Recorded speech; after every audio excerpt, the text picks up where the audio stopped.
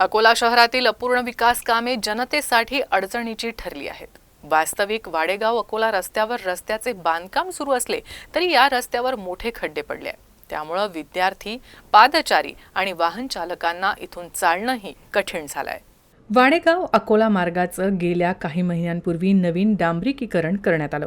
मात्र या रस्त्याचं काम अर्धवट असल्यानं अनेक ठिकाणी खड्ड्यात पाणी साचल्यानं वाहनधारकांना ये-जा करण्यास तारेवरची कसरत करावी लागत असल्याचं चित्र आहे।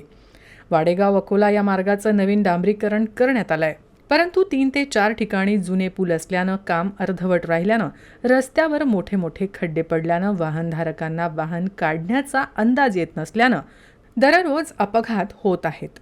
त्यामुळे अनेक जण जखमी होत असल्याच्या घटना घडत आहेत। याकडे संबंधित विभागानं तातडीनं लक्ष देऊन अर्धवट कामं पूर्ण करण्याची मागणी वाहन चालक, विद्यार्थी आणि ग्रामस्थांकडून होत आहे।